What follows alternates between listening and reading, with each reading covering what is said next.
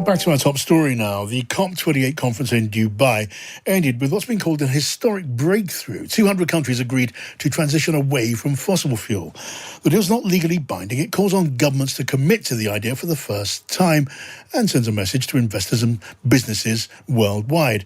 Let's get the thoughts of Jessica Bouwali, the climate campaigner for the International Development Agency Tier Fund. Hello, Jessica.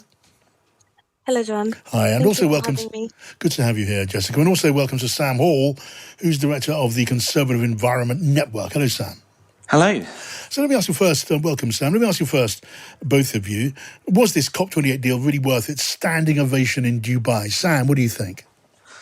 Well, I think it is important to celebrate the positive steps that were taken at COP28. For the first time ever in a COP text, we got an agreement to transition away from fossil fuels. Fossil fuels, obviously, the most significant cause of climate change. I think that was a particular highlight. We also got some specific references to things like tripling renewables capacity, doubling energy efficiency. So I think whilst, there is obviously lots more to do, the backdrop is of climate impacts getting worse all the time. The gap between where we are now and the 1.5 degree temperature limit is getting smaller.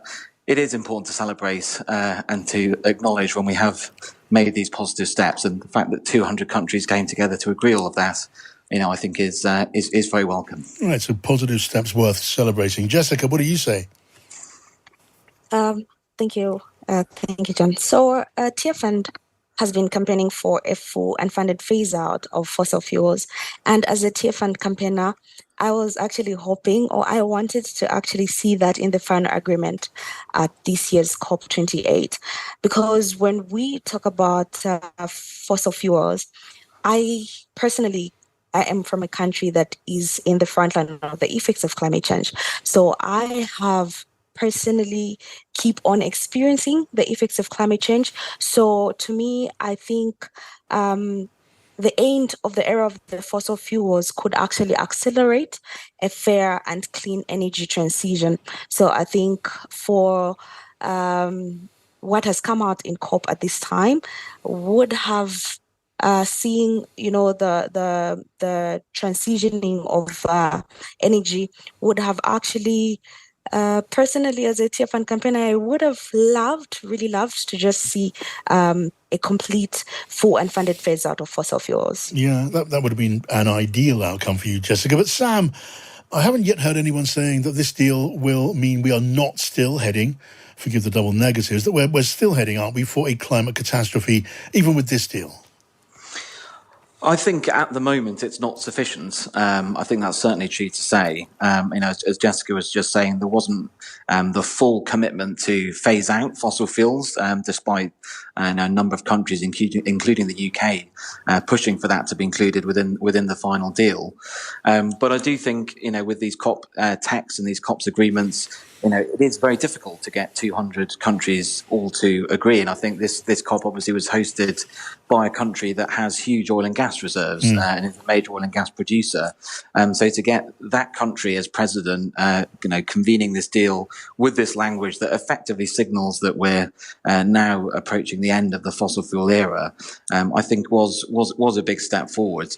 I think the other key thing that wasn't in the deal for me, which I think is really crucial, is how we're going to phase up and ramp up the amount of finance available for developing countries to transition to clean energy. Because whilst fossil fuels are clearly what we need to move away from, we're not going to have energy affordability and security unless we ramp up clean alternatives. And I think that's where the finance from developed countries, from some of our multilateral development banks like the World Bank, is going to play a really critical role. So I think that is really the next stage in terms of translating the ambitions in this agreement into practical action on the ground. Right. So Jessica, what still needs to be done and what realistically can be achieved in coming future summits to avert the danger that so many campaigners are warning about? The temperature increases way above 1.5%, which is said in itself to be a worry. Is it possible? Do you imagine it might be possible to avert that kind of damage? Right now, John, in my country, Zambia, we are supposed to be having the rain season, but the year is almost coming to an end. and the rain season was supposed to have started in October, and we've not seen that yet.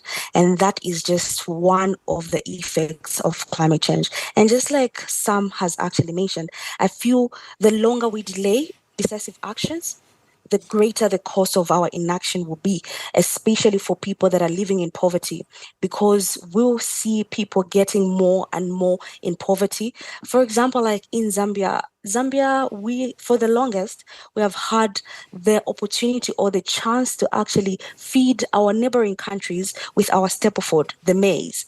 But now, in this year, we have had to see the rise of cost of living.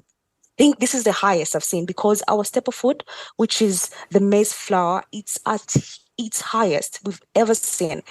And for the first time in Zambia, we were contemplating on importing maize from a country that we have been exporting to for the longest. So I feel if the actions are taken longer, there's more delay to actually phase out fossil fuels. Countries like my own that contribute really less to carbon emissions will continue to suffer, will continue to live in extreme poverty, simply because we are not being, or certain people or certain or countries are not, countries like my own are not considered of this poverty that is being it's been exacerbated every day simply because of fossil fuels. Yes.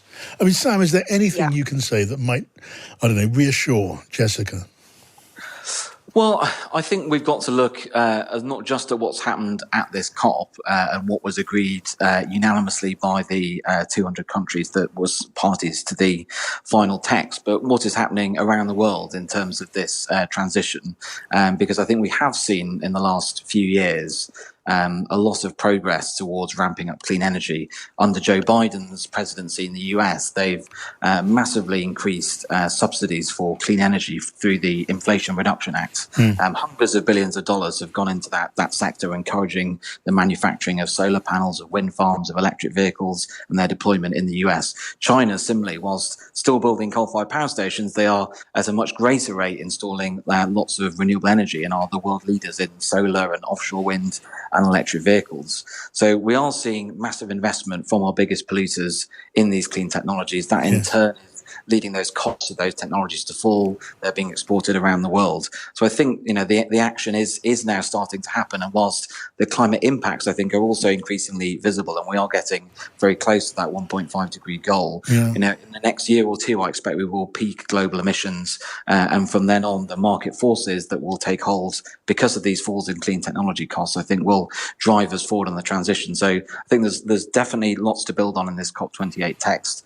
but more to do in future years. That's the grounds for maybe some encouragement there. I mean, I guess by definition, one cannot have legally binding targets in a deal like this. A lot depends on peer pressure and on moral pressure. Let me ask you both finally, will that kind of pressure be enough to change the ways of economies like India's and China's? Jessica? Thanks, John.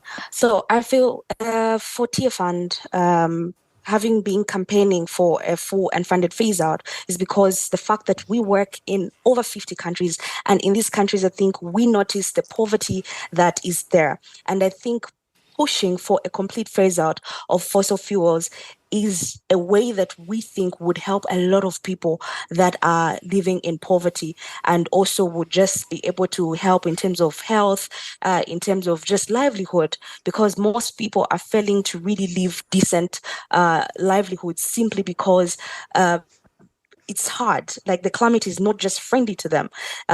They are not able to even cultivate the land that they may have been doing so in the past maybe 20 years. So I think, even as myself, as a campaigner for Tier Fund, I think I'm very, very hopeful, despite not getting the phase out of fossil fuel for this COP28. I'm still very hopeful that maybe we'll actually get that in waiting coming up, so that at least it's something that could give every person hope that we can all, live in clean environments, despite wherever you are, which part of the world you are in. Okay. Yeah. Sam Hall, last word with you.